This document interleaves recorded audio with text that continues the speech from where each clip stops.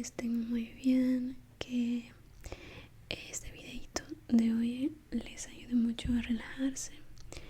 Y bueno, como podrán notarlo, voy a hacer esta lectura en soft spoken.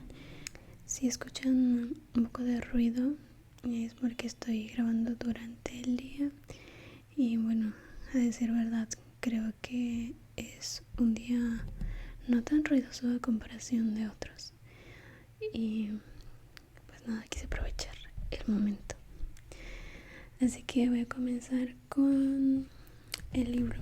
Se llama Nunca digas nunca y creo que comenzaré con el prólogo. No intentó nadar, se dejó abrazar por el agua tibia y serena sin oponer ninguna resistencia. Descendía hacia el fondo de modo pausado y rítmico. Solo podía oír un leve murmullo de burbujas de agua, las que se habían liberado con el impacto y que ahora le acariciaban la piel. Era el final, lo sabía, pero no tenía miedo. No era consciente de que nada la hubiera golpeado, pero sentía un escozor punzante en el brazo derecho. Entreabrió los ojos. Una nube de lodo le impedía ver. Lo cerró de nuevo, no sin cierta dificultad, y volvió a dejarse aconar por el agua, extendiendo los brazos. Empezó a sentir algo de mareo y trató de abrirlos nuevamente. Agitó la cabeza para retirarse el pelo de la cara y dirigió su mirada hacia la zona más luminosa. Pudo vislumbrar el embarcadero, cuya madera parecía curva por las distorsiones provocadas por el reflejo del agua, y en el borde una figura, alguien que parecía estar contemplándola nadar, intentar nadar. Vamos a comenzar con el capítulo 1. A medida que el avión se elevaba, resultaba cada vez más difícil distinguir lo que quedaba abajo. El paisaje fue adoptando formas irreales hasta que desapareció en la lejanía. En un lado aún enardía y el sol brillaba como un punto tenue de luz que poco a poco iba perdiendo intensidad hasta desaparecer y confundirse con la negrura que, de forma misteriosa, desde hacía largo rato reinaba en la otra parte del avión. Fuera ya no había nada, solo oscuridad. Esa misma sombra que hacía semanas había aparecido en su interior y se estaba propagando lenta pero infatigablemente por todo su cuerpo. Tragó saliva con un gran esfuerzo. Ese maldito nudo le impedía incluso respirar. Quizá todo fuera un mal sueño. Quizá despertaría en casa y oiría a mamá preparar café en la cocina o a papá con esos aburridos discos de jazz. Quizá estaba soñando dentro de otro sueño. Quizá se cerraba muy fuerte los ojos y conseguía dormirse dentro de ese sueño. Finalmente conseguiría despertarse. Pero si todo era irreal, ¿por qué podía sentir el escozor en las aletas de la nariz, provocado por un llanto que había durado varios días? ¿Por qué tenía los ojos hinchados? ¿Por qué continuaba doliéndole tanto la cabeza, a pesar de haberse tomado varios analgésicos? No, aunque se despertara, seguiría en ese avión, cada vez más lejos de su mundo y más cerca de esa nueva vida impuesta que no quería tener. No sabía cuándo iba a volver, ni siquiera sabía si volvería. ¿Cuántas veces había soñado con irse, con perder de vista a sus padres durante un largo tiempo para poder vivir libre, sin rendirle cuentas a nadie? Su tía Trudy le puso una mano sobre la pierna. Desde su llegada, unas semanas atrás, le habían sorprendido sus muestras de afecto, su contacto físico continuo. La había abrazado con fuerza al verla mientras la besaba repetidamente en la mejilla. Le acariciaba el pelo siempre que estaban juntas. Le arreglaba la ropa después de vestirse cada mañana. Enlazaba su brazo con el suyo mientras caminaban por la calle. No estaba acostumbrada a eso. Su madre nunca fue especialmente cariñosa y mucho menos su padre. Sin embargo, en aquellos momentos todos esos gestos resultaban reconfortantes. Por fin se quedó dormida. No fue un sueño tranquilo ni reparador, pues podía oír a las azafatas pasear con sus carritos de café, el timbre que obligaba a abrocharse el cinturón y la película que algún pasajero del fondo estaba viendo. Aún así, se empeñó en no abrir los ojos por sí, contra todo pronóstico, mientras dormía. Aquel avión la llevaba de vuelta a casa con sus padres y su vida. Se despertó en el mismo lugar cuando el piloto anunció que iban a aterrizar, que eran las 8 de la mañana hora local y que la temperatura exterior era de 25 grados centígrados. ¿Qué demonios significaba 25 grados centígrados? ¿Cuántos grados de verdad era eso? Su tía le ofreció un vaso de jugo, a lo que ella respondió con una media sonrisa. Era lo máximo que podía dar en ese momento. Pasaron casi una hora esperando la salida de sus maletas ante la cinta transportadora y se dirigieron a las puertas de cristal. Allí, tras una barrera metálica, una muchedumbre variopinta de personas aguardaba a quienes acababan de llegar. Niños que salían corriendo hacia sus padres, taxistas con carteles, parejas que se abrazaban efusivamente. Pero nadie parecía esperarlas a ellas. Trudy encendió su celular para averiguar qué pasaba. Samuel, ¿dónde estás? Se alejó caminando y Jacqueline ya no pudo oír nada más. Por sus gestos, su tía parecía contrariada. Regresó de nuevo. Jacqueline, lo siento, pero Samuel tuvo un contratiempo y no puede venir a buscarnos. Tenemos que tomar un taxi. No tardaremos. La casa no está muy lejos del aeropuerto y a esta hora no creo que haya mucho tráfico. Se equivocó. El trayecto fue mucho más largo de lo previsto. Pasaron de una vía rápida de 4 carriles en la que los conductores iban frenéticos a una algo más estrecha, pero completamente colapsada. A lo lejos podía apreciar una típica skyline con 4 grandes rascacielos de reflejos metálicos y, según se fueron acercando, pudo ver las torres Kew. Era de las pocas cosas que reconocía de Madrid, gracias a las fotos que a veces le enviaban sus tíos, y en especial por una en la que Guille, su primo el pequeño, al que aún no conocía en persona, aparecía entre ambas simulando sujetarlas, con el mismo efecto óptico conocido de la Torre de Pisa.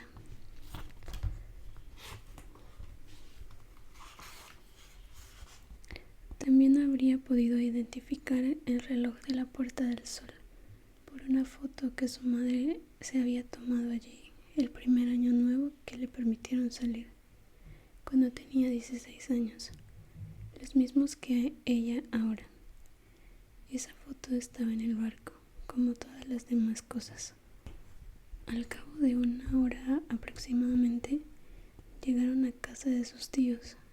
Vivían en una zona residencial, en un edificio de pocos pisos, situado en una urbanización cerrada y rodeada de jardines. El conserje la saludó amablemente y, tras darle a su tía algunas cartas, les ayudó a meter las maletas en el ascensor. Entraron a la vivienda por la puerta de la cocina. Bueno, dijo Trudy, esta es su casa. Tu habitación aún no está preparada porque hasta septiembre no vendremos aquí. En un ratito nos iremos a la senda. ¿La senda? Sí, así es como se llama la urbanización de la sierra donde te comenté que pasamos los veranos y algunos fines de semana. Te gustará, ya verás. Solo hemos venido a recoger unos papeles. ¿Quieres dejar algo aquí? Para la senda solo necesitas ropa de verano, alguna prenda gruesa para la noche y un rompevientos. Solo llevo la ropa de verano en las maletas. Todo lo demás está en el barco.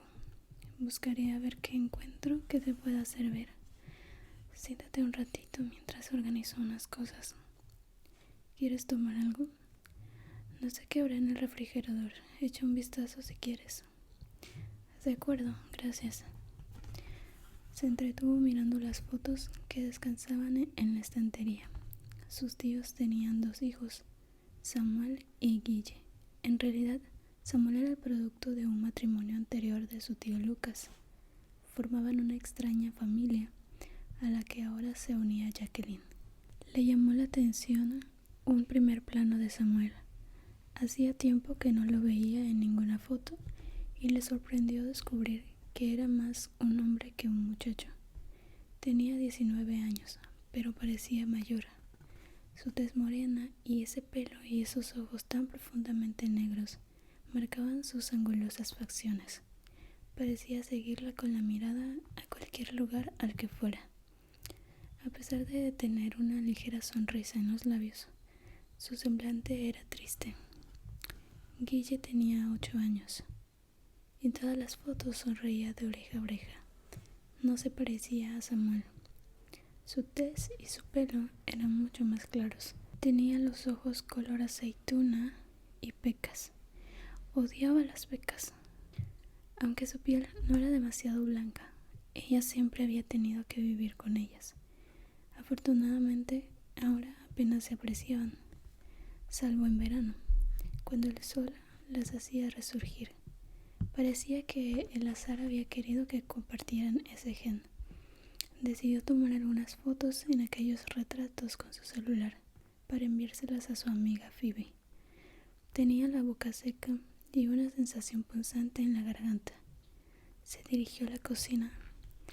Era muy moderna, con muebles lacados en rojo y electrodomésticos color acero. Le sorprendió lo pequeño que era el refrigerador comparado con los habituales de doble puerta que hay en cualquier lugar americano. Sacó una lata del refrigerador prácticamente vacío y al abrirla el líquido espumeante rebosó los bordes hasta mojarle la mano. Se volteó para buscar algo con lo que secarse y sobre una isla central encontró un rollo de papel de cocina que descansaba junto a un ejemplar del periódico, abierto en una de las páginas centrales. Le llamaron la atención los dibujos que alguien había pintado en los márgenes blancos y se acercó para verlos con mayor detenimiento. Había una anotación en una esquina: Instituto Anatómico Forense, Dr. Márquez 915. Fue entonces cuando se fijó en la noticia en la que se informaba de que unos excursionistas habían descubierto el cadáver de una joven en la Sierra Norte de Madrid, en el término municipal de Peñaranda. La policía aún estaba trabajando en las labores de identificación y... «Podemos irnos cuando quieras», interrumpió Trudy. «¿Ese periódico es de hoy?» «Sin lentes no veo». Jacqueline se fijó en la fecha. «Es de ayer». «Pues entonces a reciclar», dijo mientras lo tiraba a un pequeño contenedor. Llegaron a la senda a la hora de comer. Aquello se parecía más al lugar del que venía. Era una urbanización de chalés situada en una loma, en el corazón de la sierra, rodeada de un espeso bosque de pinos, encinos y, principalmente, álamos. En el valle, a la orilla del río, se levantaba un pequeño pueblo serrano con mucho encanto. Un escalofrío le recorrió la espalda cuando vio el cartel situado a la entrada del pueblo: «Bienvenidos a Peñaranda». Atravesaron las calles hasta desembocar en una carretera que serpenteaba subiendo la loma. Al final de la misma se divisaba la casa de sus tíos. Tras una gigantesca puerta de metal apareció un jardín y un precioso chalet con vistas espectaculares, pues desde allí se divisaba todo el valle con el pueblo y el lago, y al fondo las montañas. Guille se acercó corriendo hasta el coche. «Hola, ¿cuánto tardaron? Tenía muchas ganas de que vinieran.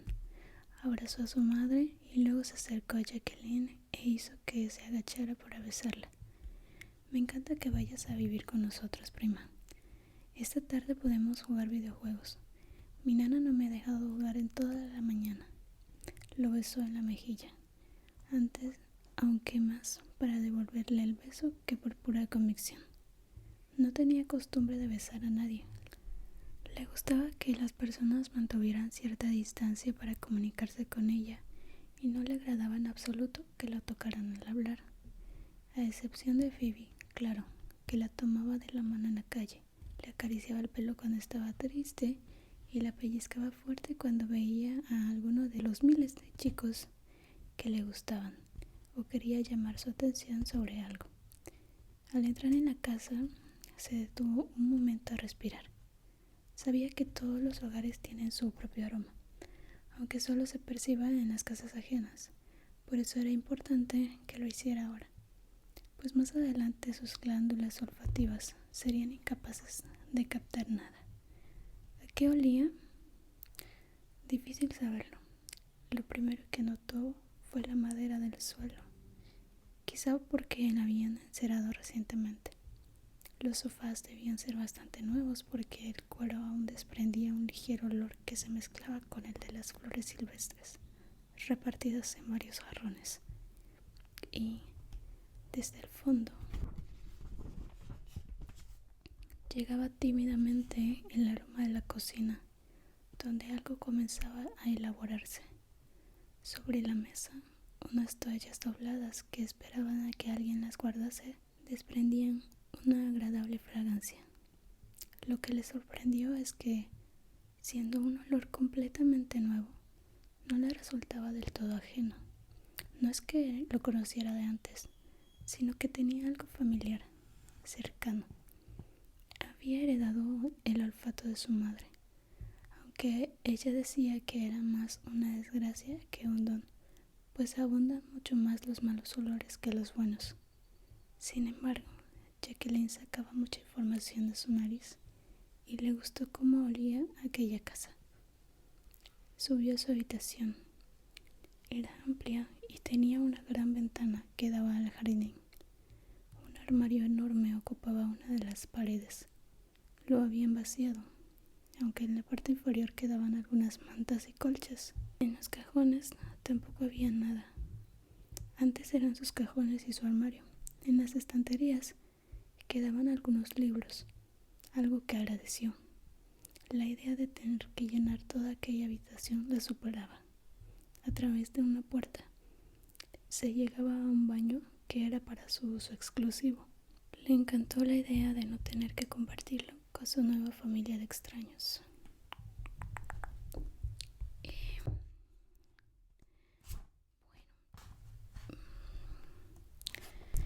Este fue el capítulo 1 de este lindo libro. La verdad es que me gustó mucho para leerlo así, y espero que a ustedes también les guste, que les haya parecido atractivo. Y pues nada, que se hayan relajado y nos vemos en el próximo